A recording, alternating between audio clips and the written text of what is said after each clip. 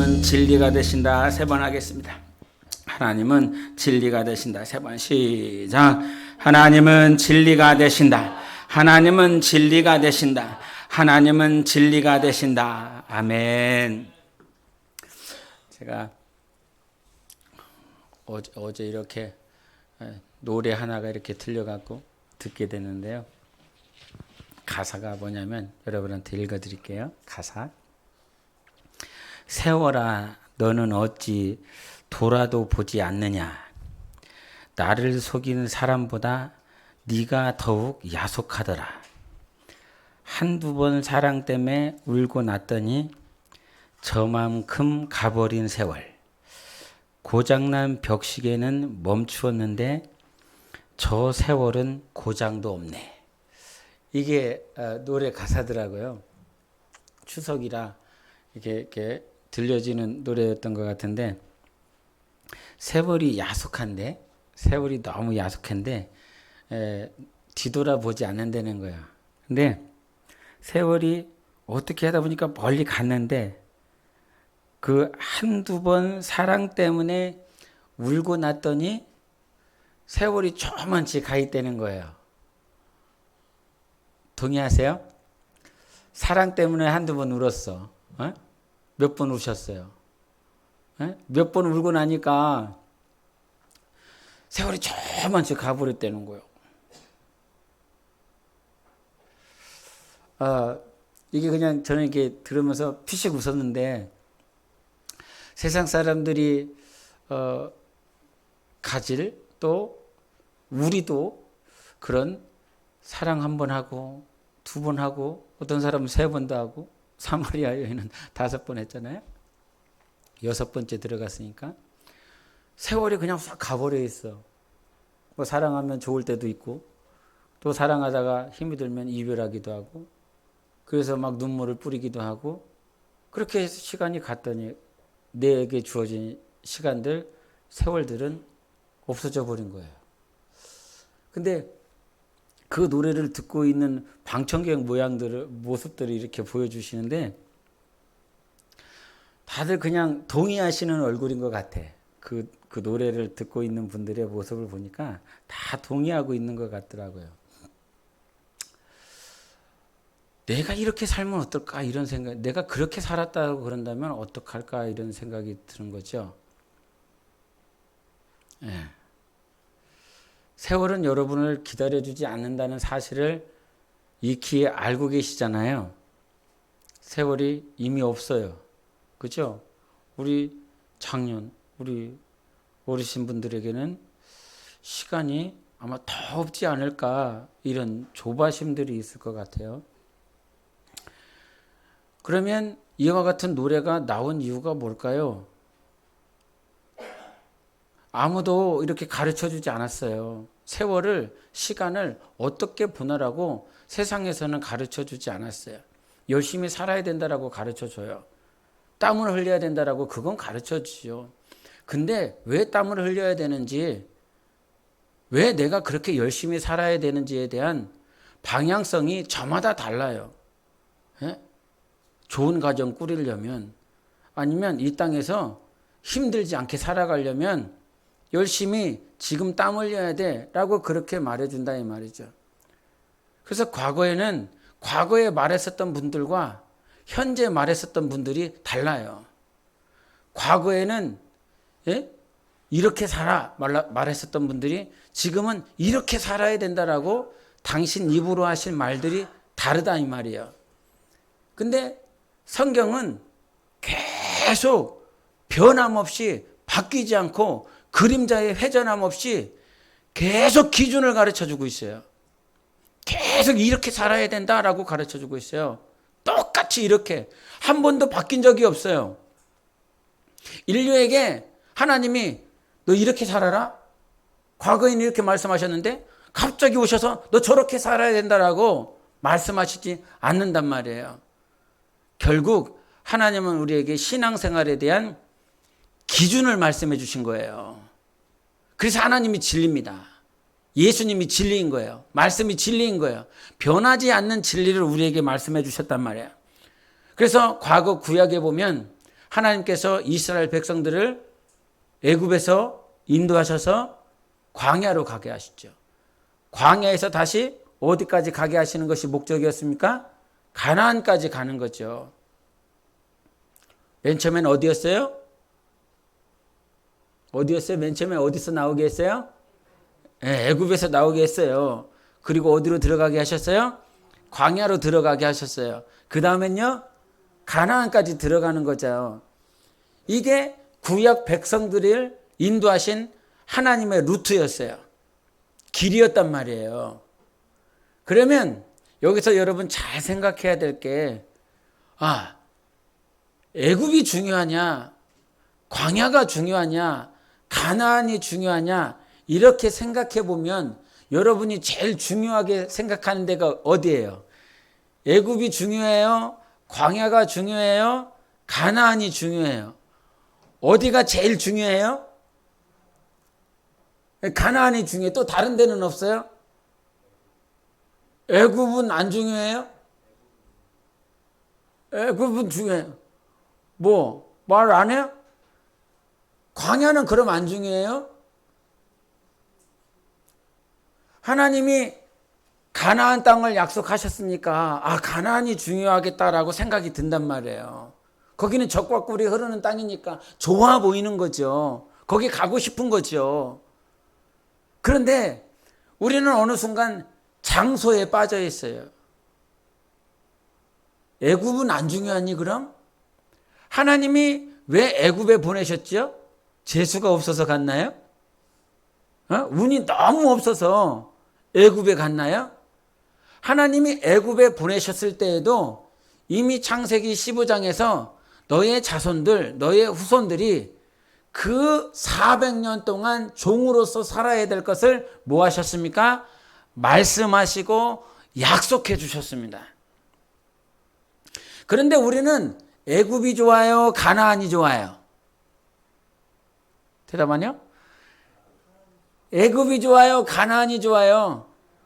가나안에서 전쟁할 마음도 없으면서, 가나안에서 여리고성 점령할 믿음도 없으면서 가나안이 좋대.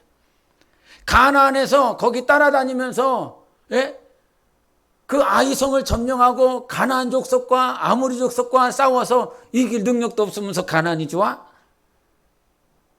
여러분, 어느 순간 우리가 신앙생활을 하면서 장소에 어느 순간 이게 함몰되어 있어요.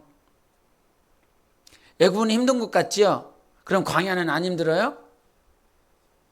광야가 힘든 것 같아요? 애굽이 힘든 것 같아요? 오히려 이스라엘 백성들은 광야가 더 힘든 곳이라고 그랬어요. 왜? 자기가 먹을 것 없으니까, 자기 마음대로 못하니까. 그러면 보세요, 여러분.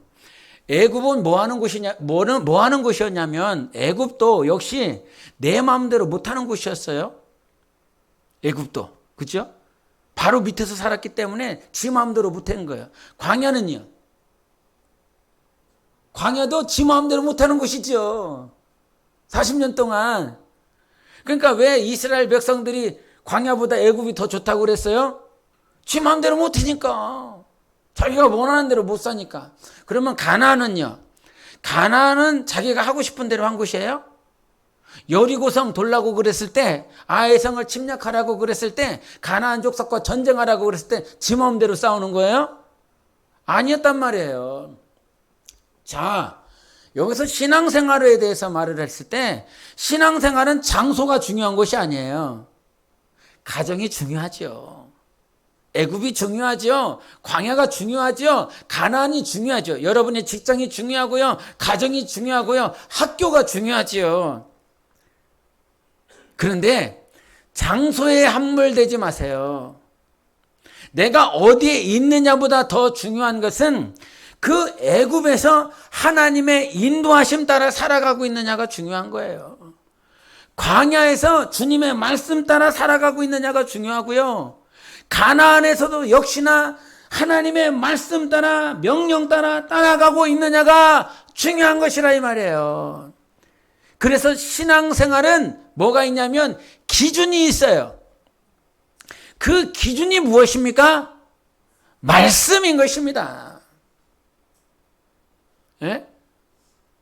그래서 이 말씀이 없으면 말씀대로 살아내지 못하면 뭐 애굽이라고 한들 광야라고 한들 가나안 땅이라고 한들 그게 무슨 소용이 있어? 예? 하나님께서 이 아브라함에게 복의 근원이 되게 말씀하여 주시고 너에게 땅을 주리라 하신 그 땅으로 갔어요. 그러나 그 땅에서 하나님의 말씀을 잊어버리면 무슨 소용이 있겠느냐라고 하는 거예요. 그래서 여러분, 하나님께서 이스라엘 백성들을 광야로 들어가게 하실 때 충분히 지중해 이 바닷길로 가게 하실 수 있었단 말이야. 바닷길이면 일주일이면 갈 수 있는 그 길. 근데 왜 광야로 들어가게 하셨어? 성경에 뭐라고 그랬냐면 이들은 만약에 전쟁이 나게 되면 출애굽기 13장 17절을 한번 같이 보세요. 시작. 바로가 백성을 보낸 후에 블레셋 사람의 땅의 길은 가까울지라도 하나님이 그들을 그 길로 인도하지 아니하셨으니 이는 하나님이 말씀하시기를 이 백성이 전쟁을 하게 되면 마음을 돌이켜 애굽으로 돌아갈까 하셨습니다. 그랬어요. 하나님이 이스라엘 백성들이 해변길로 갈 수 있음에도 불구하고 만약에 블레셋과 해변길이라고 하는 건 블레셋 족속이 있는 곳이란 말이에요. 적군이 있는 길이란 말이에요. 싸움이 나고 전쟁이 나는 거리기 때문에 전쟁 나면 애굽으로 돌아갈까 해서 해변길로 가지 아니하고 이 홍해 광야길로 가게 하셨단 말이야. 근데 우리가 신앙생활할 때 저것만 알아. 저것만. 전쟁 나면 무서워서 애굽 돌아가게 할까 봐. 근데 하나님이 홍해 광야길에서 호렙산에서 하나님이 무엇을 주십니까? 말씀을 주시죠. 모세를 통해서 하나님이 십계명을 주세요. 해변길로 가는 그 길에 마음이 두렵고 떨리는 그 마음이 있는 것도 아는데 하나님이 홍해 광야길로 인도하신 이유는 그들에게 말씀을 주시고자 함이라 이 말이에요. 그러면 신앙생활을 잘 보라 이 말이에요. 신앙생활에 왜 호렙산에 해변길로 가게 하시면 빨리 갈 수 있는 그 길, 무서워서 두려워서 전쟁 날까 봐 그거 아는데 그거보다 더 중요한 건 뭐냐면 우리에게 무엇을 주시기 위해서요? 말씀, 즉 하나님의 기준을 주시고자 함이었던 거예요. 그러니까 신앙생활을 하면서 말씀에 대한 기준이 있어야 그 사람은 하나님의 백성이 될 수 있어요. 할렐루야. 말씀이 있어야 하나님의 백성으로 살아갈 수 있는, 저는 내 백성이다. 저는 내 백성. 말씀을 주시는 이유는 우리가 하나님의 백성을 만들고자 함인 거예요. 하나님께서 우리를. 그래서 말씀대로 살아내는 것. 좀 전에도 얘기했지만 신앙생활은 애굽에 있느냐, 광야에 있느냐, 가나안 땅에 있느냐, 이것이 중요한 것이 아니라 오늘 내가 서 있는 곳에 하나님의 말씀이 있느냐가 가장 중요한 것입니다. 그래서 말씀을 받은 자가 신의 자녀, 신의 아들이다, 하나님의 아들이다, 하나님의 자녀라고 요한복음에 말씀하고 있는 거예요. 근데 광야에서도 힘들고 가나안에서도 힘들고 애굽에서도 힘든 건 말씀을 받았기 때문에 힘든 거예요.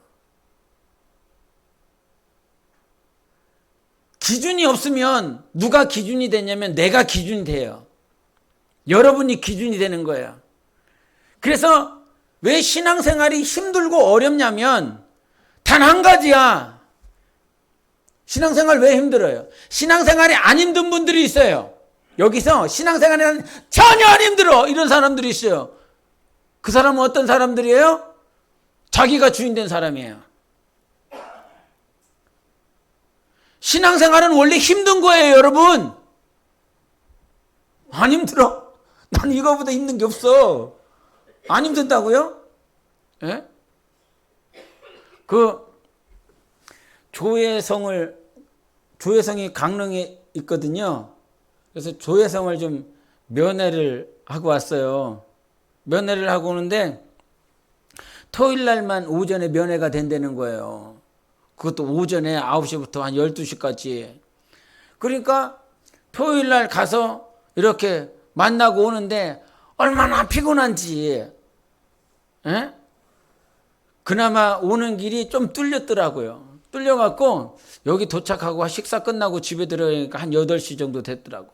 강원도에서 2시에 출발했는데 어제는 한 10몇 시간을 제가 이렇게 앉아 있었던 것 같아요. 운전하면서 계속 앉아 있는 시간만.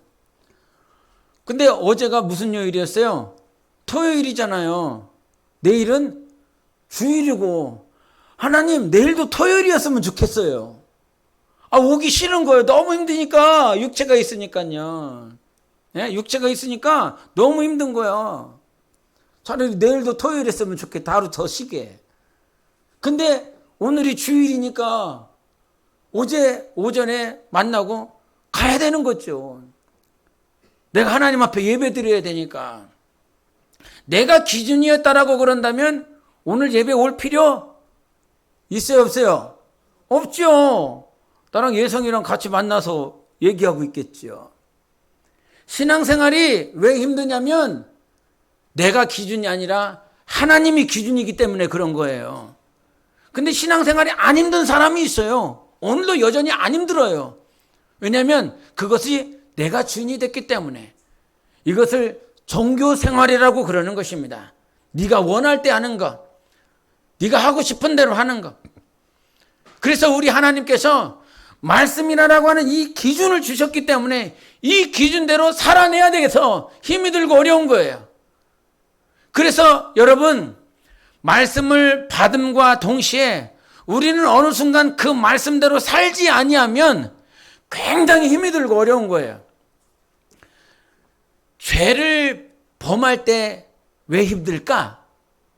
죄를 범할 때 왜 힘들까? 죄 자체를 범했기 때문에 힘든 게 아니에요. 예?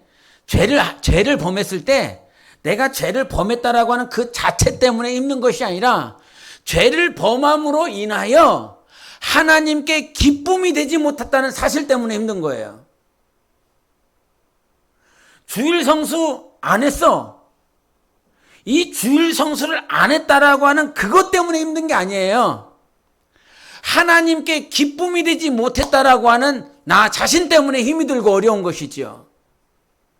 그래서 하나님, 오늘도 하나님이 내게 기준을 주셨는데 이 기준, 여러분 우리가 술을 먹으면 돼요, 안 돼요? 안 돼? 성경에 그러더라고요.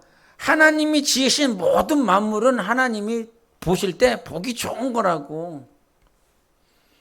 지난주에 말씀 어디였어요? 지난주 말씀 어디였어요? 지난주 주간 말씀 어디였냐고요? 추석 지나갖고 추석 때 말씀 하나도 안 읽고. 그러니까 어디 말씀인지 모르지. 디모데서를 읽다 보면 그 말씀이 나와요. 하나님께서 만물을 지으셨다고. 그래서 그것을 믿음으로 받으면 아무런 문제가 되지 않는다고. 술이요? 잔뜩 드세요. 처먹어라. 근데 중요한 게 뭐가 있냐면 왜 술을 먹지 않느냐라고 하는 건 그 술이 어느 순간 주인이 돼버리기 때문에 그렇죠. 하나님이 주인이 되지 못하고. 그래서 여러분, 내가 주인이 되는 그 순간에 하나님은 없어지는 거예요. 하나님이 사라지는 거예요. 신앙생활은 전적으로 하나님만 주인이 돼야 돼요. 하나님만 주인 돼야 돼요. 40년 동안 광야에 신앙생활할 때 이스라엘 백성들이 왜 가나안 땅에 못 들어갔어요? 하나님이 주인 되지 못했기 때문에 그런 것이었어요. 근데 하나님께서는 계속 우리에게 내가 너의 주인이다라고 가르쳐 줍니다. 할렐루야! 말씀으로 받으세요. 하나님이 너의 주인이다라고 하는 이 말씀을 받으란 말이에요. 이 말씀을 받을 때 어떤 사람들은 이것이 굉장히 스트레스죠. 부담이지요. 그때 어떤 영혼들에게 있어서는 이것보다 복이 없어요. 하나님이 나의 주인이래. 그러면 무슨 말입니까? 하나님이 나를 책임지시겠다는 말이에요. 나의 주인이라고 말씀하셨으니까 그 주인이 나를 인도하시겠다는 것이었어요. 그래서 하나님이 주인 된 사람들은 두 가지의 특징이 나오죠. 어떤 사람들은 막 기뻐갖고 감사하며 하나님 앞에 고백하는 자가 있고, 어떤 사람들은 왜 하나님이 주인이 되냐고, 내가 주인이 되고 싶은데. 신앙생활 이것과의 전쟁입니다. 이 전쟁을 선포하셔야 됩니다. 나는 내가 주인이 되지 않냐고 하나님이 주인이 되리라. 그러면서 이 주인의 인도 따라 살아가면서 계속 우리에게 하나님이 주인이신 것을 가르쳐 주는 거예요. 광야에서 하나님이 너의 주인이라고 하는 것을 가르쳐 준단 말이에요. 여러분, 애굽에 왜 보내셨어요? 하나님께서 이스라엘 백성들을 400년 동안 애굽에 보내신 이유가 있을 거 아니겠습니까? 바벨론에 몇 년 가 있었습니까? 70년 동안 가 있었지 않습니까? 바벨론, 그 당시에 예레미야가 너희들 적군이 와서 너희들 침략가서 다 포로로 끌려간다. 끌어가게 할 것이다. 그때 왕이든 신하든 선지자든 너 거짓말한다. 우리는 안 끌려간다. 이긴다. 무슨 의미였느냐? 지들은 가고 싶지 않은 거예요. 계속 이스라엘에 남아있기를 원하지 바벨론 포로로 끌려가고 싶지 않은 것이지요. 근데 왜 하나님은 바벨론 70년의 그 포로 생활을 허락해 주셨느냐? 예레미야서 16장 20절 21절만 보세요. 처음부터 그냥 19절부터 보겠습니다. 시작. 여호와 나의 힘, 나의 요새, 환난 날의 피난처시여, 민족들이 땅 끝에서 주께 이르러 말하기를 우리 조상들의 계승한 바는 허망하고 거짓되고 무익한 것뿐이라. 사람이 어찌 신 아닌 것을 자기의 신으로 삼겠나이까 하리이다. 여호와께서 이르시되 보라, 이번에 그들에게 내 손과 내 능력을 알려서 그들로 내 이름이 여호와인 줄 알게 하리라. 이랬어요. 그 당시에 이 이스라엘 백성들은 하나님이 왜 바벨론으로 끌려가게 하시는 이유를 모르는 거예요. 신앙생활 답답할 때가 언제냐면 하나님 나한테 왜 그러는 거지요? 하나님 나에게 왜 이와 같은 일이 있는 것입니까? 하나님 왜 바벨론 포로로 끌려가야 됩니까? 이 사실을 모르는 거예요. 누구만 알아요? 예레미야만 아는 거예요. 말씀 받은 사람은 알아요. 근데 나머지 이스라엘 백성들은 몰라. 그러니까 모르니까 그들에게 가르쳐 주는 거야. 21절에 여호와께서 이르시되 보라, 이번에 그들에게 내 손과 내 능력을 알려서 그들로 내 이름이 여호와인 줄 알게 하리라. 하나님이 너의 진짜 하나님이신 것을 알게 하시기 위해서 어디로 끌려가게 하는 거예요? 바벨론으로 끌려가게 한단 말이에요. 나한테는 내 삶 가운데 내 가정에는 내 자손들에게는 바벨론으로 끌려가는, 눈이 뽑혀야 되고 옷이 벗겨져야 되고 그 발에 자꾸가 끄여서 그렇게 끌려가고 싶지 않은, 포로가 되고 싶지 않은 그런 시간은 없었으면 하지. 잘 되기만 바라고 축복만 있기를 원하고. 그런데 여러분, 아까도 말을 했지만 기준이 있단 말이에요. 기준. 신앙생활에는 기준이 있어요. 애굽에 있었어야 돼요. 그리고 어디를 통과해야 돼요? 광야 통과하게 돼야 돼요. 가기 싫어도 가야 된단 말이에요. 광야 가고 싶어? 안 가고 싶어? 안 가고 싶지. 누가 광야를 가고 싶어 합니까? 누가 그렇게 춥고 뜨겁고 내 마음대로 살지 못하는, 내가 원하는 집이 없는, 내가 원하는 대로 살지 못하는 그곳에 가기를 원하십니까? 근데 신앙생활은 기준이 있다고요. 애굽에서 우리 나왔잖아요. 그죠? 애굽에서 나왔기 때문에 어디로 들어가야 됩니까? 광야로 들어가야 됩니다. 광야로 들어가려면 무엇을 받아야 됩니까? 그렇죠. 말씀을 받아야 되죠. 근데 그 광야 들어가기 전에 어디를 지납니까? 홍해가 갈라져야 돼요. 홍해를 지나가야 되는 것입니다. 그게 침례잖아요. 광야로 들어갈 때 우리는 반드시 가나안까지 가야 됩니다. 할렐루야. 천국까지 가야 됩니다. 거기가 끝이란 말이에요. 근데 그 가나안 가기 전에 반드시 어디를 거쳐야 된다고요? 광야를 거쳐야 돼요.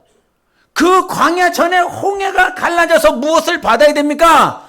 침례 받아야 돼요. 침례가 뭐예요? 예수와 함께 죽어야 되는 거야. 예?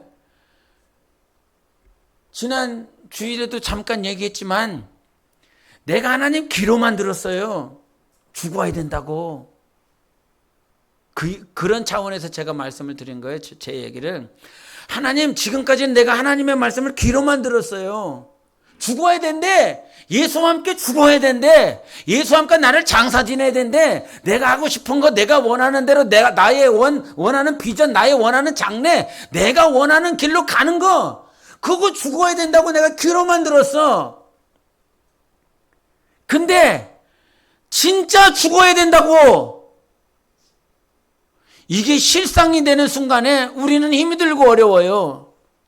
귀로만 듣고 있다가 갑자기 죽어야 된다라고 하는 것이 내가 진짜 죽어야 되는구나. 이게 실체가 되어지고 자기 앞에 왔을 때 우리는 힘이 들고 어려운데, 근데 죽어야 되는 이유가 뭐예요? 말씀 때문에 죽어야 되는 거거든요. 나한테 말씀을 하셨으니까. 여러분, 이 겨울을 지나면, 이 한 해를 지나면 나무에 이게 나이테가 하나가 더 늘어나잖아요. 나무 두께가 늘어나잖아요. 그러면 모든 나무들이 한 해를 지나면 나이테 하나가 늘어납니까? 무슨 말이냐면, 어떤 나무는 뿌리는 박혀 있어요. 나무의 모양은 가지고 있어요. 그런데 죽어있는 나무가 있죠. 땅바닥에 제대로 박혀 있는 것 같은데, 그리고 그놈도 보니까 한 겨울을 지나더라고. 한 해를 지나더라고. 근데 그놈이 눈보라를 맞아가면서, 비바람을 맞아가면서, 태풍을 맞아가면서 한 해를 견뎠는데, 그놈에게는 성장이 있습니까? 없습니까? 없습니다. 성숙이 있습니까? 없습니까? 없습니다. 동일하게 고통을 받았어요. 동일하게 눈보라를 맞았어요. 근데 죽은 나무는 성장하지 않더라고요. 죽은 나무는 성숙하지 않더라고요. 무슨 말씀을 드리냐면, 우리는 반드시 광야라고 하는 곳을 통해서 고난을 받아야 되는 것입니다. 근데 그 고난을 받을 때 죽어서 받는 사람이 있어요. 무슨 말? 말씀에 의지하여 그 말씀을 통과하면서 고난을 받는 사람이 아니라, 나한테 이게 왜 이리 왔지? 나한테 이런 문제가 왜 나왔지? 나한테 왜 이런 고통이 왔지? 전혀 모르고 가는 거야. 이거는 고통이에요. 고통. 그런데 과거 모든 신약에 있는 믿음의 선배들은 말씀 때문에 고난을 받았어요. 말씀 때문에. 그 말씀을 지켜내기 위하여, 그 말씀에 순종하기 위하여 살다 보니까 고난을 당했단 말이에요. 시편의 119편을 한번 보여서요. 시편 119편 7절부터 보여서요. 7절부터 시작. 나의 고난이 매우 심하오니 여호와여 주의 말씀대로 나를 살아나게 하소서. 고난이 매우 심하대요. 고통스럽대요. 근데 어떻게 나를 살아나게 해달라고 그래요? 말씀대로 살아나게 해달라고 해요. 지금 여러분에게 고난이 있습니까?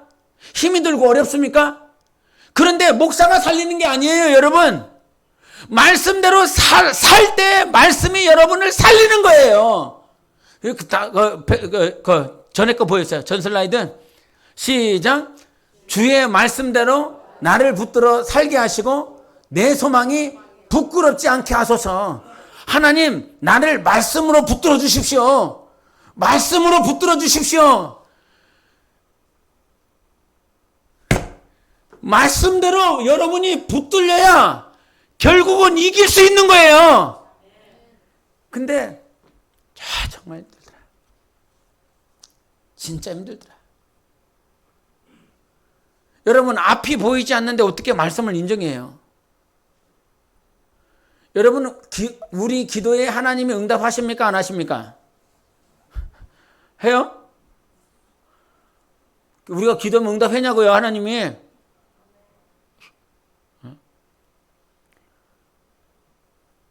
하루 지나, 이틀 지나, 일주일 지나, 한 달 지나, 1년 지나, 10년 지나, 20년 지나, 30년 지나 계속 기도했는데 30년 기도하는 사람 대단한 사람이에요. 예? 일주일간 기도했는데 그 사람 대단한 사람이라고요. 내 삶 가운데 아무런 응답도 없고 축복도 없는데 하나님 살아계신데, 하나님 응답하신데, 하나님 치료하신데 그러면서 계속 붙들 수 있는 사람이 몇 명이나 되냐고요. 말씀을 붙들며 산다라고 하는 것이 하나님을 믿지 아니하면 할 수가 없는 거예요. 예? 하나님께서 우리에게 계속 말씀을 주실 때 이 말씀을 붙들며 살아가는 것이 여러분 영혼이 하나님 앞에 섰을 때 칭찬받는 것입니다. 다른 것 아무리 많이 있어도요. 좀 전에도 얘기했지만 고난을 받았어. 저 사람 보니까 저 가정은 고난이 엄청 심했네. 예? 과거에 어떤 전도사님 보니까요. 그 전도사님이 아버지 어머니가 암이야. 그리고 자기 삶 가운데 되는 일이 하나도 없어. 그렇다고 막 사역이 잘 되는 것도 아니고, 그리고 가정을 이렇게 보면 가정에 분란도 엄청 많고. 근데 저분의 입장이 나의 입장이 되면 나는 이렇게 살 수 있을까? 할 수 있을까? 우리 사무랑 같이 이렇게 다니면서 그 과거 선거에 있었을 때의 그 모습 그대로 지금 내가 목회를 하고 있다면 계속 목회할 수 있을까? 이런 질문을 던져본 적이 있어요. 그렇게 계속 지하에서 냄새나면서 영혼 없으면서 그렇게 계속 지낸다라고 한다면 살아낼 수 있을까? 이런 질문을 한 적이 있어요. 여러분 삶 가운데 지칠 만한 상황들이 있죠. 어려운 상황들이 있죠. 근데 이 상황이 왜 왔는지를 모르겠어. 욥도 이 상황이 왜 왔는지를 모르겠어. 근데 나중에 알았지요. 욥기 23장 10절을 한번 같이 읽어보겠습니다. 욥기 23장 10절. 그 욥기 23장 10절 시작. 내가 가는 길을 그가 아시나니 그가 나를 단련하신 후에는 내가 순금같이 되어 나오리라. 요 사실을 안 거예요.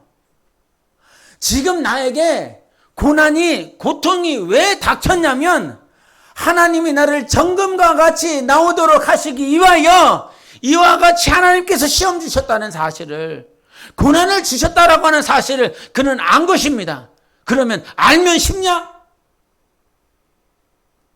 하나님이 나를 정금과 같이 만드시겠대. 그러면 알면 쉽냐고. 알아도 쉽지 않아요. 알아도 여전히 어려워요. 그래서 여러분, 우리는 매 순간 예수가 필요한 사람들인 거예요. 말씀을 받았다라고 하지만 어느 순간 내가 육적인 모양들과 세상을 바라보고 있으면 하나님이 주신 말씀들을 다 잃어버리게 되어 있거든요. 저는 가장 경계하는 시즌이 언제냐면 구정 시즌을 가장 경계해요. 그리고 추석 시즌을 굉장히 경계해요. 왜냐하면 구정 이렇게 연휴 지나고 나면 여러분이요 다 어떤 눈이 돼갖고 오는 줄 알아요? 알죠? 여러분 알겠죠? 에? 에? 이 평일 뭐 연휴가 없으면 그래도 기도하고 새벽에 예배 드리고 말씀도 읽고 기도도 해. 근데 연휴 시즌에 확 들어가면 어떤 귀신놈한테 다 붙잡혀갖고 말씀도 못 읽고 기도도 못하고 막 그 가족끼리 같이 모여있다 막 이년아 하면서 연휴 끝나고 나면 막 눈이 없어. 눈이 초점이 하나도 없어. 여러분 생각해 보세요. 그렇게 연휴 뭐 얼마나 길겠어요. 2박 3일, 3박 4일이잖아요. 근데 그 짧은 시간도 하나님께 집중하지 못하면 우리의 영혼이 탈탈 털려서 와요. 우리는 지금까지 여러분 영혼을 여러분이 지킨 게 아니에요. 하나님이 우리의 영혼을 보존하여 주신 거예요. 그래서 우리에게 예수 이름을 주셔서 이 이름으로 하나님이 우리를 보존하시겠다라고 말씀하신 거예요. 절대적인 믿음이 있어야 될 것이 무엇이냐면 요한일서 4장에 이런 말씀이 있는데 지난주에 이 말씀을 같이 나누고 싶었는데 이 말씀을 같이 끝까지 못 나눴어요. 같이 읽어보세요. 시작. 이로써 사랑이 우리에게 온전히 이루어진 것은 우리로 심판날에 담대함을 가지게 하려 함이니 주께서 그러하심과 같이 우리도 이 세상에서 그러하니라.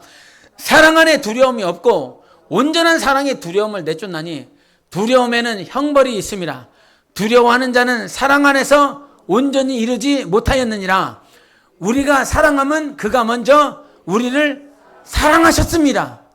여러분, 하나님 앞에서 또 이 땅에서 신앙생활하면서 우리가 범죄하고 연약하고 넘어질 수 있는데 그럼에도 불구하고 담대할 수 있는 것은 지난 추석에 아니면 구정 때 연휴 때 무슨 헐리데이가 펼쳐지면 그 3박 4일 한 일주일 동안 하나님 앞에서 제대로 살지도 못하고 성경도 읽지 못하고 기도하지 못하고 영혼이 완전히 털털 털려갖고 힘이 어디 있는지 영혼이 살아있는지 영혼이 죽어있는지조차도 모르는 그런 지경에 우리가 당도할 때도 있는데 그럼에도 불구하고 하나님이 뭐라고 말씀하시냐면 사랑 안에서 모든 두려움을 쫓아내시겠다는 거예요. 사랑 안에서 담대하라는 거예요. 예수님도 그랬다는 거예요. 예수님도 그 하나님이 예수님이 담대하실 수 있었던 이유, 이 땅에 오셔서 예수 그리스도마저도 하나님의 아들마저도 담대할 수 있었던 것은 하나님 아버지가 그를 사랑하셨기 때문이라는 거예요. 여러분의 담대함이 어디 있어? 하나님이 나를 사랑하신다는 거예요. 욥을 사랑해요, 사랑하잖아요. 사랑하시는 거예요. 그렇게 자기 자식들이 다 죽어져 나갔어. 가축들이 다 죽어져 나갔어. 와이프는 그 남편을 바라보면서 차라리 죽어라 죽어라 죽어라 저주하는 말을 서슴없이 하고 있어요. 환경적으로 보면 죽어야 마땅한 거지. 환경적으로 보면 엎어지고 넘어지고 그냥 막 통곡하면서 막 바닥을 쳐야 그것이 당연한 것이지. 하나님 어디 계십니까? 불평불만하는 것이 당연한 것이지. 그런데 하나님은 우리를 먼저 사랑하셨다는 거예요. 지금 네가 저주받아서 그런 것이 아니라 하나님이 나의 길을 아시나니 나를 단련하신 후에 하나님이 나를 순금과 같이 나오게 하실 것이라 말씀하시는 거예요. 그것이 하나님이 우리를 향한 기준이에요. 이 땅에서의 기준이 있어요. 우리는 아직 정금 아니거든. 순금 아니거든. 더럽거든. 이렇게 표현할지 모르겠, 여러분이 기분 상할지 모르겠지만 진짜 더럽거든. 겉모양은 예배드리고 겉모양은 찬양해도 애굽의 생각으로 가득 찼잖아. 광야에서 여기서 살고 싶지 않아서 이 광야의 주인이 내가 되고 싶어서 하는 사람들이잖아요. 하나님이 나를 붙잡아주지 않으면, 하나님이 나의 주인이 되어주지 아니하면 오늘도 애굽을 그리워하고 있고 이 광야에서 어떻게 하면 육신의 조격과 마음의 조격과 이 세상의 자랑거리를 위해서 살아갈까, 이것을 더 바라는 자들이잖아요. 그런데 여러분, 이 모든 시간들을 통해서 하나님은 우리를 순금과 같이 나오게 하실 것입니다. 그러니까 그냥 고통만 당하지 마. 이 광야에서 말씀을 통과하여 하나님 앞에 고난 받으세요. 하나님은 우리에게 고난을 주셨는데 장차 다가올 영광과 좋게 비교할 수 없다라고 말씀해 주셨습니다. 한두 번 사랑하다 울음을 잔뜩 쏟고 나면 세월이 저 멀리 가는 인생을 사는 것이 아니라 오늘 하나님이 주신 그 시간에서 말씀대로 살아남으로 정금과 같이 되어지시기를 예수 이름으로 축원합니다. 그래서 우리의 영혼을 계속 하나님의 기준 안에서 두고 있는 거예요. 말씀이 나를 붙잡아 줍니다. 말씀대로 나를 살아나게 하여 주시는 것입니다. 절대로 환경에 넘어지는 것이 아니라 사랑 안에는 두려움이 없어요. 그래서 하나님이 나를 사랑하신다라고 절대적으로 신뢰하면 우리는 두려워하지 않아요. 환경에 불평불만하지 않아요.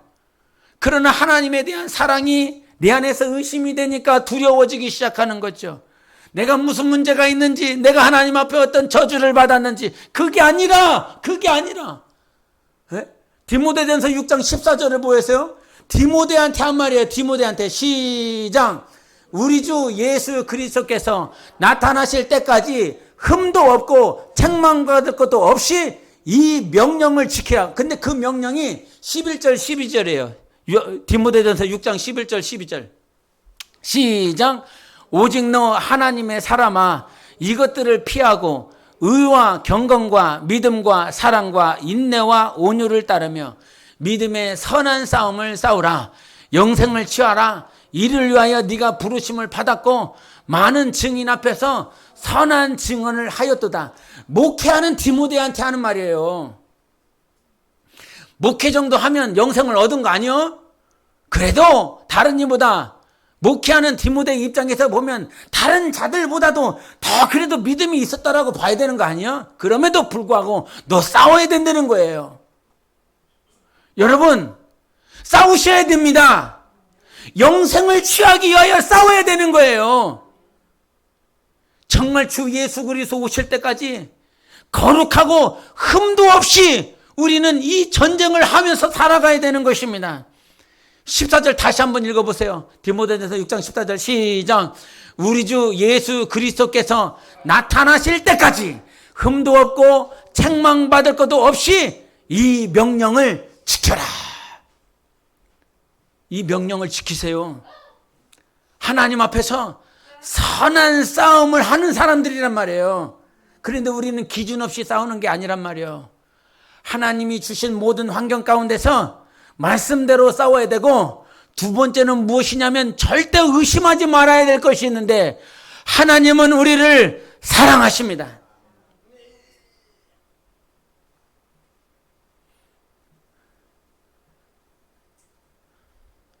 왜 사랑을 의심하냐면, 여러분 그 사랑을 언제 의심하세요?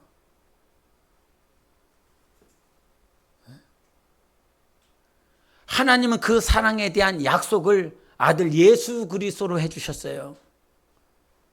예수님이 우리를 사랑하시고 성령이 우리 안에서 보증하여 주시고 하나님 아버지가 모든 만물 가운데서 우리를 인도하고 계십니다. 그래서 이 땅에 사는 날 동안 하나님의 그 기준 안에서 사세요. 기준. 말씀의 기준을 잊어버리지 마시기를 예수 이름으로 축원합니다. 그리고 사랑의 기준을 잃어버리지 마세요. 로마서 8장 37절에 우리는 그가 사랑하시는 그 사랑 안에서 모든 것을 이기느니라 그러셨어요. 하나님이 사랑하셨기 때문에 이길 수 있어요. 그 사랑이 우리를 반드시 이기게 하신다는 사실을 잊지 마시고 하나님의 말씀 안에서 사랑 안에서 승리하시는 여러분 되시기를 예수 이름으로 축원합니다. 우리 함께 이 시간 기도하겠습니다. 이 시간 기도하실 때 하나님 아버지 오늘도 내게 기준을 주신 줄 믿습니다. 네가 저주받아서 그런 것이 아니라 환난을 통과해야 되는 것이 하나님의 기준이야. 광야를 통과해야 되는 것이 하나님의 기준인 거야. 네 뜻대로 살지 못하고 하나님의 뜻대로 살던 것이 오늘도 그 기준인 것입니다. 하나님이 오늘도 그 기준을 살아낼 수 있도록 내게 은혜를 베풀어 주시고 하나님이여 말씀대로 나를 붙잡아 주시옵소서. 승리하며 살아갈 수 있도록 함께 기도하겠습니다.